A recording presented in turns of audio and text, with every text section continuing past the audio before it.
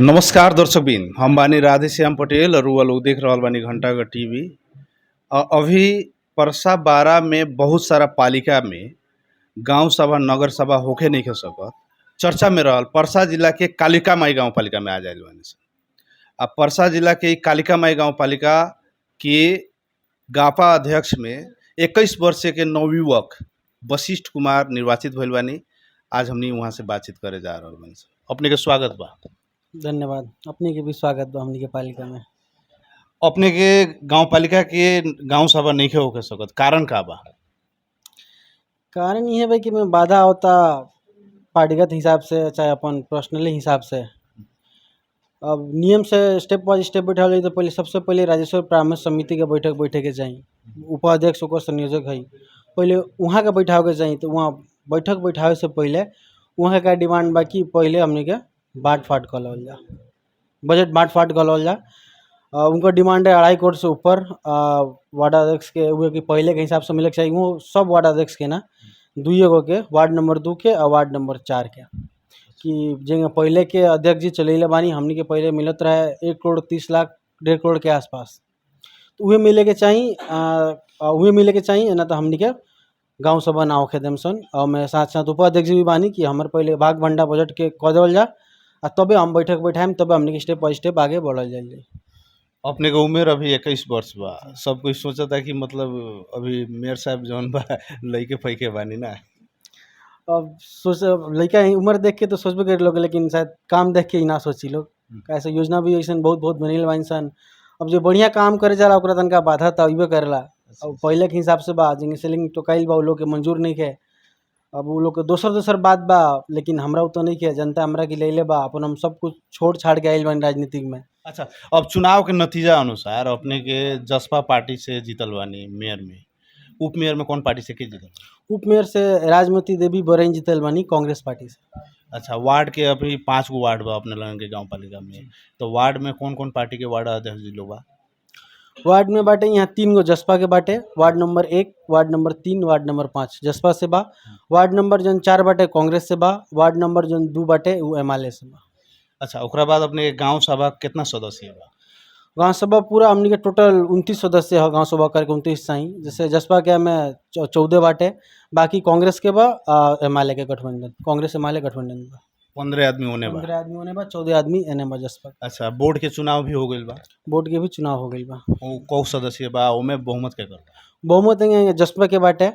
ओमे पूरा पूरा वार्ड अध्यक्ष अध्यक्ष और उपाध्यक्ष मिला के और 2 गो मनोनीत सदस्य पूरा मिला के बाटे। जसपा के ही बहुमत बा ओमे। अच्छा, अब बताई कि जो अपने के गांव सभा के पहिलका बैठक के अपने चिट्ठी कहिया कटाई रहे, कहिया रखाई रहे और काहे ना होके सब? पहिलका बैठक के चिट्ठी कटाई रहे नियम से 7 दिन पहले काटे के चाही। तो 7 दिन पहले ही कटा गई रहे। ई 24 गते के पहिलका बैठक रखल गई रहलक। पहले शुक्रवार के ही कटाई रहे। ई शुक्रवार के मतलब जन बीत गइल उ शुक्रवार के पहिलका बैठक रहलक। तो ओमे संपूरक मतलब संख्या ना पुगे पाइल। 14 के उपस्थिति भइल। ओकरा हिसाब से नियम कानून के हिसाब से उ स्थगित हो गइल। उ लोग ना आइल लोग, मतलब उपस्थिति ना भइल लोग। उ बीरगंज से कहीं बाहर रहल लोग। उ लोग के मनसा जौन भी होके। और फिलहाल दूसरा बैठक हम फिर 7 दिन के बाद कटवैले बानी। ई सुख के जनाए वाला सुख के बाटे। कौ गते? ई शायद 31 गते के आसपास पड़ता सुख के जौन शुक्रवार के। अच्छा, तो अब दूसरका बैठक में कितना कोरम से कितना संख्या पहुंची, कितना प्रतिशत अपने के पक्ष में मतलब सदस्य लोग पहुंच जाई तो अपने के बैठक हो सकता? अभी फिलहाल पहिलका में 51% रहे। दूसरका में प्रशासनिक अधिकृत के जानकारी के मतलब मुताबिक यहाँ लमसम 33% उपस्थिति होखे के पड़ल। ओकरा से आधे से भी हमनी के बजट पारित हो जाए। बाकी उ 15 जने जे मतलब गांव सभा के सदस्य बाटे लोग, वो लोग के का बा संतुष्टि के विषय का बा जे अपने के मतलब साथ में साथ नहीं के लोग मिला के चले के चाहत? असंतुष्टि ये कि पहले हम रह के बताओ के चाहते नहीं कि हम प्रॉब्लम बहुत दिखले बानी। अब जौन भी विकास भइल पहले भी 5 साल दूसरका कार्यकाल स्थानीय तह के पहिलका कार्यकाल में कोनो विकास नहीं के भइल। अगर विकास भी भइल बा तो माटी हो ग्रेवल में और गाँव पालिका में आइले बानी, घूम के भी देख सकतानी।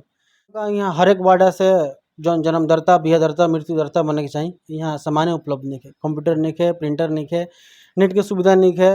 ई सब तो एक नंबर एगो वार्ड बा ब्रिंचीपुर वार्ड जन बोला वार्ड नंबर 5 उहे एगो कंप्यूटर के व्यवस्था बाटे।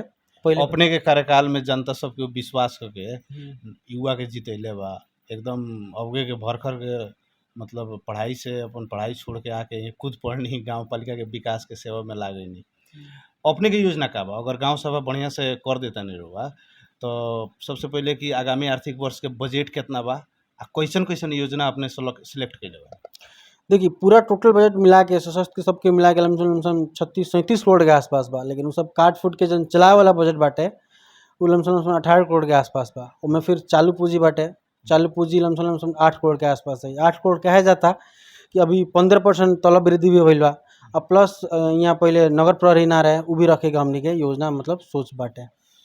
हमनी के बुझला अनुसार अपने के जोन कि एगो वार्ड पहले 1.25 करोड़ से 1.5 करोड़ पैसा चलावे ओकरा के लिया के रउआ 30 लाख में लिया के झाड़ देनी ऐसन का आरोप बा? जी एगो आरोप ना हम मानते कि 30 लाख हम कहले रहनी, लेकिन 30 लाख एगो एथी ना ये लास्ट ना हो। हम कनी लगिन कि 30 लाख अपना हिसाब से लाई, जनता का बैठाई बात करी अपन योजना लाई, योजना के अनुसार अगर जनता कही तो काम काहे ना कइल जाई। और फिर और जौन भी है CCTV जड़ान बाटे, नेट के सुविधा बाटे, कंप्यूटर लैपटॉप किने के बात बाटे, बायोमेट्रिक अटेंडेंस के बाटे, ये सब खाली एक वार्ड के बात तो नहीं चाहे हमरे घर के बात तो नहीं के, इस सब पैसा भी तो उ लोग के वार्ड में भी जाई, हर एक वार्ड में जाई, पूरा पालिका में जाई। तो अपने के मतलब जनता के आकर्षित करे वाला मतलब देखावे वाला नामी गुनामी नमूना योजना बाटे कथी? देखिए पहले सबसे पहला यहाँ जहाँ से जनता सेवा मिलेला जनता के वहाँ पहले सब सुधार देवे के पड़ल। नियम अनुसार यहाँ कुछ भी नहीं के ओकरा पहले सुधार देल जा। सबसे प्रमुख स्वास्थ्य और शिक्षा। सब लड़का तो जे मतलब धनी गरीब बकर लड़का तो बाहर पढ़ लेला, गरीबे के दलित के लड़का ना पढ़े पावे, स्कूल के अवस्था बहुत खराब बा और घूम के भी देख सकत नहीं, ओकरा का सुधार करे के बा। स्वास्थ्य सुधार करे के बा। स्वास्थ्य में एगो का बा कि आजकल बहुत बीमारी चलता, तो बीमा के यहाँ नेपाल सरकार चलाओ तो 3500 में पूरा एगो फैमिली के 5 सदस्य के बीमा होत लख। उ बीमा हमनी के योजना में डाल के उ जन पैसा लागत लख 3500 उ जबकि परिवार के ना दे के पालिका तीरी ओकरा के पूरा पालिका खातिर उ बीमा फ्री कल गइल बा। फिर कुछ दिन पहले भी सुनल हम कि गर्भवती महिला खातिर एम्बुलेंस जन लख पैसा ओकरो को भी फ्री कर देल गेल लख। किसान खातिर किसान को उसमें बहुत कुछ बा, बोरिंग के बाटे। फिर ओकरा बाद किसान में और भी सामान वितरण करके बीउ हो गई, ये सब सामान हो गई। ओकरा बाद बोरिंग के जड़ान करे खातिर रखल बा, खाद बीउ के अथी करल खातिर बा। ओकरा बाद यही जन कृषि मीटर रखल बा, निःशुल्क रखल बा कि पानी पटावे के सुविधा चाहिए तो पानी पटा सकता कृषि मीटर से, ओकर पैसा भुगतानी भी पालिका करी। अपने के जे विपक्षी जनप्रतिनिधि लोग बा जे अपने के अभी साथ में नहीं है वहाँ लगन के आरोप बा कि मेयर साहब हछुआ के भर में अब किरवा के योजना बांट फाट करे के चाह रहल बाड़न और सारा पैसा जौन बा बालू में पानी पटावे वाला काम कर रहल बाड़न, जौना के चलते हमनी के रोकले बानी सन, विरोध कर रहल बानी सन। एग्जाम्पल के तौर में अपने के मेयर उप मेयर के कार्यालय व्यवस्थापन करे खातिर 25 लाख रुपया छुटेले बानी, वही लेखा अपने के AC भी खरीद कर रहल बानी, वही लेखा अपने के डोजर एक्सकावेटर के और भी काम कर रहल बानी। नगर प्रहरी के यहाँ जरूरी नहीं है, नगर प्रहरी के अपने अवधारणा लेके आगाड़ी बढ़ल बानी, उमें भी 25 लाख रुपया जोड़ले बानी। लगायत अपने के यहाँ 3-3 गो मावी स्कूल बा, मावी स्कूल के दरबंदी एको गो टीचर के नहीं है, लेकिन ऊपर अपने के ध्यान नहीं है, खाली खाए कमाए वाला योजना में अपने के ध्यान बा। जैसन बिल्कुल नहीं है जनरवा कहनी है। नियम से पहले परिषद ही तबे शिक्षा के समिति गठन हुई, शिक्षा समिति, ओकर बाद टीचर के दरबंदी कल जाए। नियम नियमावली यहाँ और एन तो हईले नहीं के पहले के, तो सब बनैला के बाद परिषद भइले के बाद ही तो हमनी के शिक्षक के दरबंदी कल जाए। नगर प्रहरी के कहते नहीं अगर वह ये बात अगर केहू कहले बा तो ये पूरा पालिका 5 पंचायत 5 वार्ड घूम के देखी, हर एक रोड में रोआ देखे हम लोग यहाँ बालू बकरी ईंटा जाए के जगह ही नहीं के। ऐसे जहाँ के इमरजेंसी पड़ल और बकरी के कचरा जाए तो ऐसे बहुत प्रॉब्लम बा, जहाँ हर जगह पुलिस जन प्रशासन ना पूछ सके ओकरा खातिर हमनी के आवश्यकता अनुसार नगर प्रहरी के बात कैले बानी सन। अगर रोलर के बात नहीं थी JCB की बात करते हैं, बारिश के टाइम में बाढ़ ऐसा जहाँ जहाँ आवश्यकता पड़ रहा है JCB के, जहाँ हमनी के हाथ से ना होके वाला लेबर सब नहीं कर सकत, वहाँ मशीन की आवश्यकता लागी, वो लोग नहीं किने लगे, लेकिन हम आवश्यकता बा वो हिसाब से हम रखले बानी। वैसे तो हमारे देखे से कोनो खाए पिए वाला बजट नहीं के, सब विकासी के तरफ बजट बाटे और वो विकास खाली अपने वार्ड के नहीं करते, हम पूरा पालिका के विकास के सोच ले बानी। अच्छा, विकास में अपने लगन के जैसे पालिका के ट्रेंड का देखल जाला कि कोनो भी काम होला तो ओमे 20% से लेके 30% कमीशन रहेला, ओमे अपने के जनप्रतिनिधि आ कर्मचारी ओवरसियर प्राविधिक सबके मतलब भाग बंटा मिल रहेला। अपने के कार्यकाल में वो सब ट्रेंड देखल जाए कि 0 टॉलरेंस में अपने काम दे हम सेवा दे हम जी हम बिल्कुल 0% में काम करम, कोनो कमीशन ले हमारे कोनो विचार नहीं है। अभी फिलहाल भी हम देखले रहनी एगो गर्भवती महिला के सामान वितरण करके जनाई रखा, अब डॉक्टर लोग से स्वास्थ्य कर्मी से कर्मचारी से बात कैला के बाद पता चलल ह कि 50% के हिसाब से ई रहलक ह, ओकरा के हम स्थगित करवा के रोक के फिलहाल उ सब कैंसिल करवा देनी है।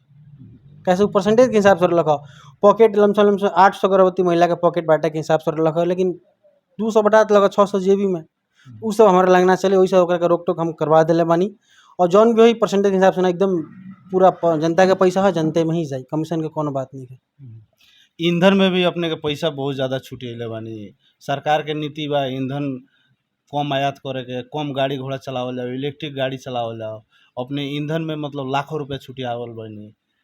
ई का हो सके? देखिए, ईंधन की बात करते नहीं, इससे पहले काल में जौन भी किताब बाटे पैसा तुकाई रहे ईंधन के, से पिछले के साल में 22 लाख रुपए रहे गाँव सभा में। तो बड़ा तेल के प्राइस कितना रहे? 80 रुपया, 80 रुपया लमसम ये आसपास रहे, 100 रुपया मानी।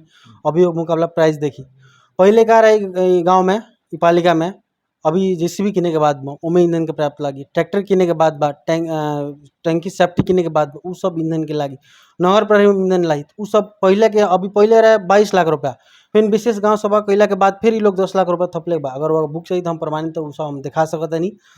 थपले के बाद 22 10 32 लाख, अभी फिलहाल हम हिसाब से 85 लाख रखले बानी। जोड़ने के पूरा खर्चे होई।